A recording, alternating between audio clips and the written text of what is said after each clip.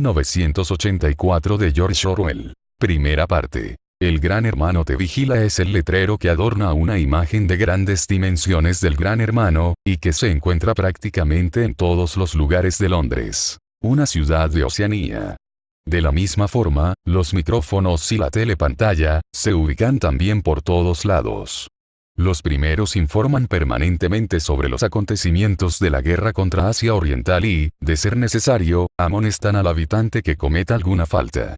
La telepantalla por su parte, vigila todos y cada uno de los movimientos realizados dentro de su margen. Por eso, Winston Smith mide bien los suyos, pues sabe que en su propia casa, como en todas las demás, cada acto sospechoso es vigilado por la policía del pensamiento. Winston le da la espalda a la telepantalla y se hunde en sus pensamientos. Lo anterior es un decir, pues Winston tiene vagos recuerdos de su infancia y le resulta difícil hilar sus ideas. La guerra es la paz, la libertad es la esclavitud, la ignorancia es la fuerza, es decir, las tres consignas del partido, lucen pintadas en el muro de enfrente. Aquellas palabras de alguna manera, le quitan reflexión. Winston bebe su ginebra marca de la victoria, y fuma su cigarro de la victoria. Cauteloso, pues sabe que se encuentra ligeramente fuera de la vista de la telepantalla, saca una libreta adquirida en el mercado negro y escribe: 4 de abril de 1984. Luego, duda de si en verdad corre dicho año.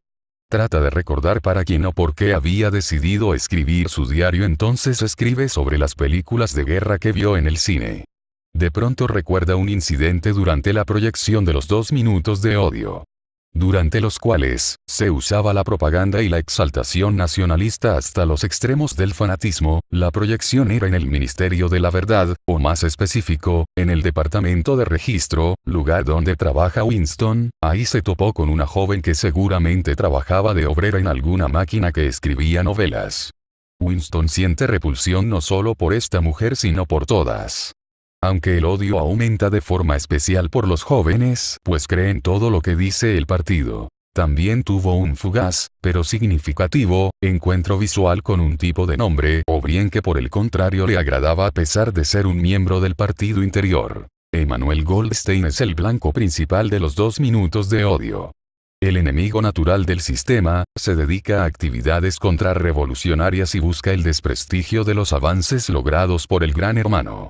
Se rumora incluso, de la existencia de un grupo de inconformes conocido como la Hermandad, y un libro conocido como el libro, donde se encontraba toda la tesis revolucionaria de Goldstein. El auditorio terminaba enloquecido luego de los 2 minutos de odio y luego la imagen del Gran Hermano traía de nuevo la paz.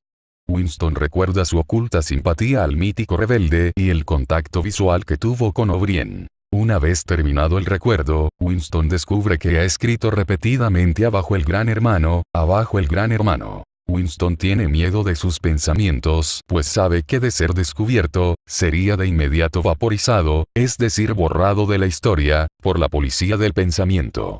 Sus reflexiones son interrumpidas de repente pues alguien toca la puerta. La señora Parsons, vecina y esposa de un compañero de trabajo de Winston, solicita ayuda para arreglar cualquier desperfecto. Winston se ocupa de la avería mientras tiene que soportar a los hijos de la señora, que lo llaman traidor y criminal, es decir, alguien que comete un crimen con el pensamiento, Goldstein. Le gritan los infantes ante la indiferencia de la madre. Se narra que algunos niños han llegado a denunciar a sus padres pues sospechan de su deslealtad. Nuevamente solo, Winston intenta escribir. Recuerda a O'Brien y la sensación de que alguien le decía con toda tranquilidad: nos encontraremos en el lugar donde no hay oscuridad. Winston piensa que el protagonista de esta ilusión, bien podría ser O'Brien. El aviso que anuncia la incorporación al trabajo lo interrumpe. Pero antes, Winston escribe una carta para cuando la verdad exista. Winston sueña con su madre y hermana. El sueño es ambiguo y trata de un sacrificio conjunto para que él pueda sobrevivir. La telepantalla lo despierta para los ejercicios matutinos. Mientras los realiza recuerda que también soñó con un paisaje donde la joven corría hacia él y se quitaba la ropa de un solo golpe. Winston recuerda que desde siempre hubo guerra entre Eurasia y Oceanía. La precaria situación económica se manifestaba con hambre. Sin embargo, no existe registro de nada. El pasado no existe. La telepantalla se dirige directamente a Winston y le pide mayor esfuerzo en su ejercicio. Winston trabaja en el Ministerio de la Verdad. Diariamente, recibe textos en neolengua, es decir, incomprensibles por su pobre vocabulario, mismo que adapta a las circunstancias de manera que lo dicho por el Gran Hermano resulte profético, o las cifras oficiales siempre sean las correctas. De la misma forma, todo documento comprometedor o que niegue la verdad inmediata deberá ser destruido. Cualquier tipo de contacto entre los compañeros de trabajo se encontraba prohibido, aún así, algunos mantenían pláticas entre ellos. Winston los observa mientras reflexiona sobre sus labores. La reducción de la capacidad de razonar en las personas era el objetivo principal de la evolución de la neolengua. A menor número de palabras, menor capacidad de elección de la conciencia. Winston platica de este y otros temas con un compañero durante el desayuno laboral, hasta la llegada de Parson. Parson le pide disculpas por la actitud de sus hijos y manifiesta su orgullo de su cada vez mayor patriotismo. Los hijos de Parson son la más depurada muestra del control del sistema sobre los niños. Nuevamente, la plática del trío es interrumpida por la telepantalla con más cifras oficiales de la guerra y el aumento de la ración del chocolate.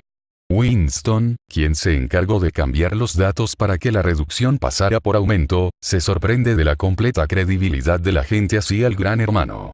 Un nuevo encuentro con la joven que Winston supone trabaja en el Ministerio de Amor sucede. Winston escribe sobre un encuentro que tuvo con una prostituta. Su narración se intercala con la explicación de cómo se llega a extirpar el amor del alma. El acto sexual solo debe servir para la prolongación de la especie. Cualquier intención que se escape a la regla será severamente sancionada. Entonces, Winston recuerda que alguna vez estuvo casado y que todo era perfecto salvo por la cuestión sexual. Su mujer desapareció, con seguridad fue vaporizada por la policía del pensamiento. La vieja desdentada se descubre. Winston escribe apresurado la frase pero, de todos modos, lo hice. Winston considera que la única esperanza posible está con las proles, la gran masa trabajadora que comprende el 85% de la población, y que pueden en conjunto, generar un cambio. Las proles, por no ser considerados peligrosos al Gran Hermano, se les permitían vivir sin tanta vigilancia y con antiguos códigos, como el divorcio y el casamiento. Parecía incluso que a las proles les bastaba con el cine y la cerveza para ser felices. Para el partido, la libertad es para las proles y los animales. Winston recuerda que en algún momento dado, tuvo en sus manos una contundente prueba de que el pasado había sido falsificado. Entonces escribe comprendo cómo. No comprendo por qué. Winston dedica las páginas de su diario a O'Brien. Winston camina por las calles de las proles. El acto en sí es peligroso pues nada tiene que hacer un trabajador del partido en esos lugares. En una cantina, y una vez asegurado que no había telepantallas, Winston intenta platicar con un anciano sobre el pasado.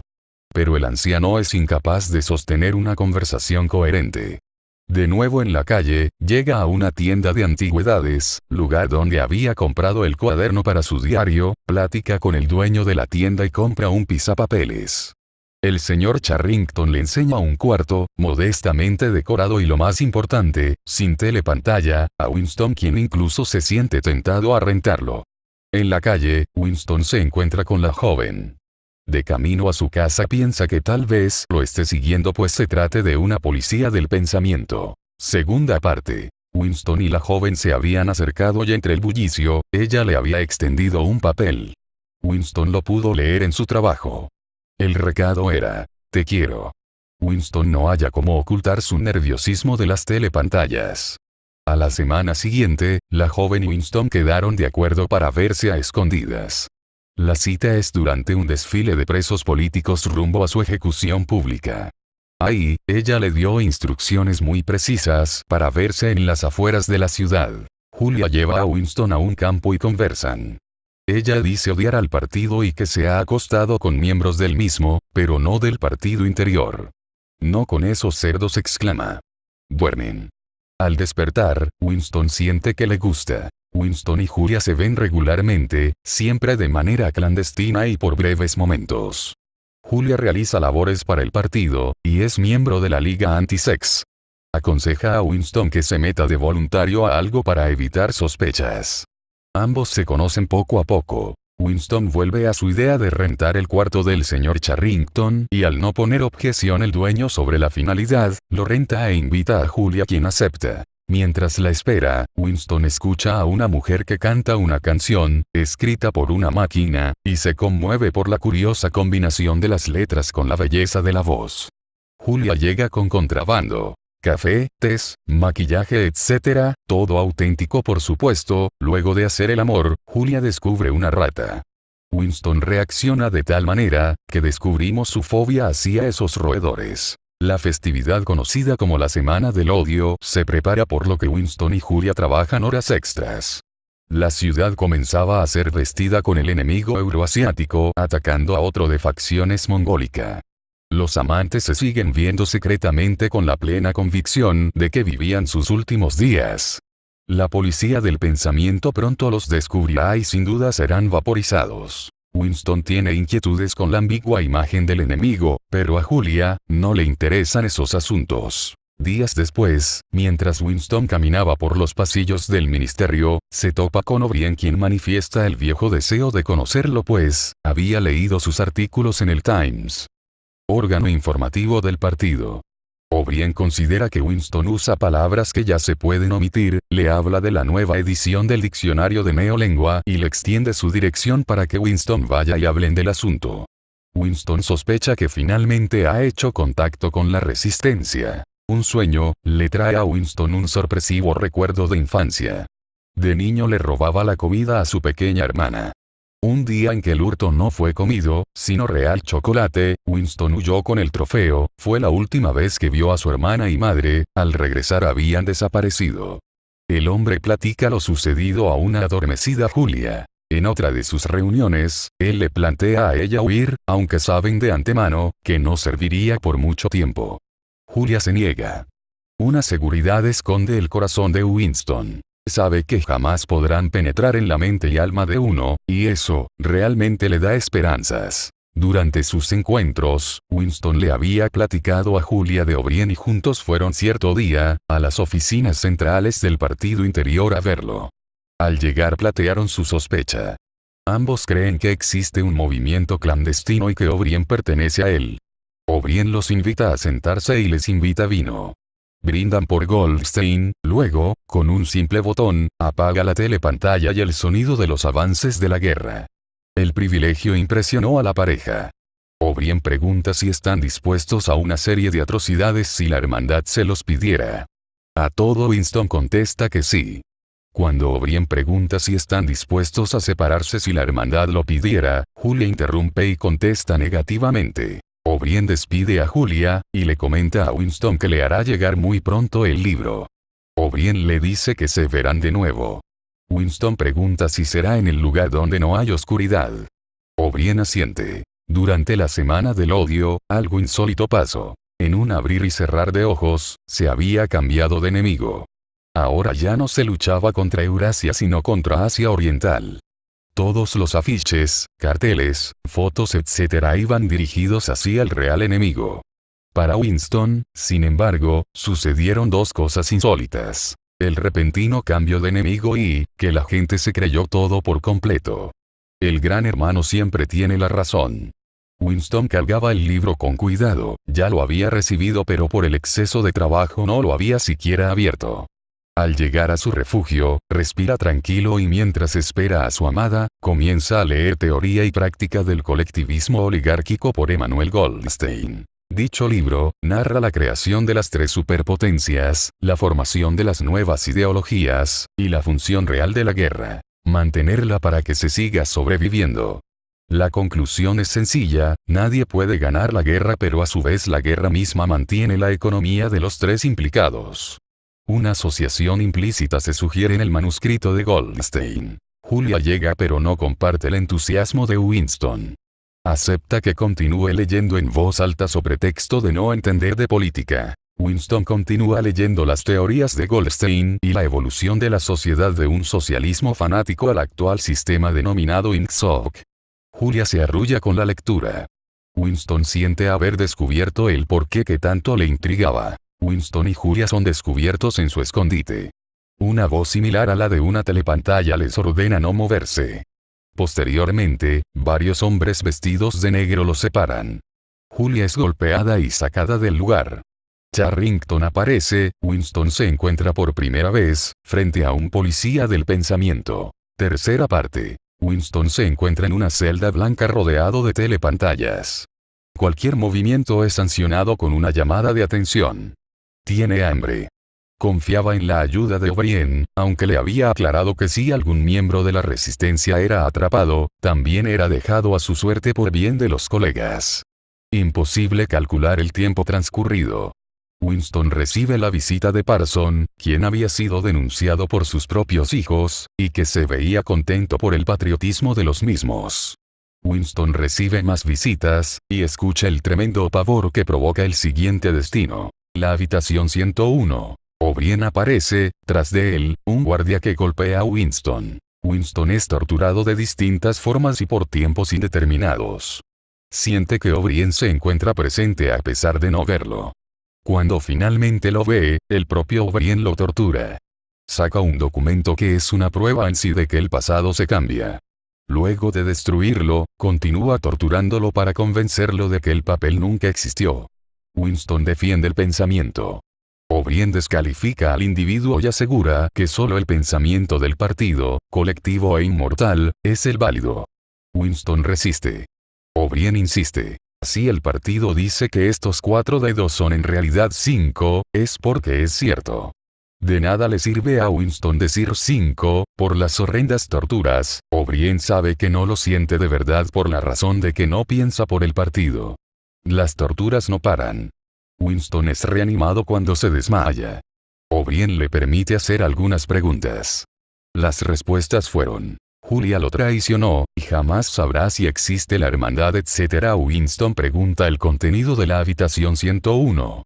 O'Brien le dice que ya lo sabe. Entre dolor y tortura, O'Brien le asegura a Winston que el proletario jamás tomará el poder y que el partido ha creado la estructura perfecta que durará por siempre. Winston lo niega y juzga que su destino es ser derrotados. Confía en el espíritu humano. O'Brien lo exhibe. Lo coloca frente a un espejo y Winston contempla la miseria humana en la que se convirtió. O'Brien le arranca un diente con sus dedos y le asegura que él es el último de su especie. Winston mantiene un último recurso. No ha traicionado, dejar de amar, a Julia. O'Brien lo tranquiliza. Antes de ser vaporizado, será salvado. Winston es llevado a otra celda más confortable, mejoró su alimentación y también había sido bañado y afeitado. Winston espera la muerte.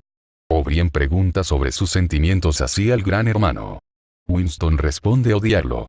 O'Brien lo manda al cuarto 101. Un armazón que conecta con una jaula llena de ratas, es puesta en la cabeza de Winston. El peor terror de cada persona, es el contenido del cuarto 101, explica O'Brien. Winston pide que el castigo sea para Julia. Mientras bebe su ginebra, Winston recuerda pensamientos turbios y a Julia, a quien había encontrado por la tarde. Ambos se confesaron que se habían traicionado y que habían deseado lo peor para el otro. Pero eso ya no importa. De fondo se escucha la buena noticia de que una guerra ha sido ganada en África, pero tampoco eso resulta relevante. Lo que importa es que Winston se da cuenta de que ama al gran hermano.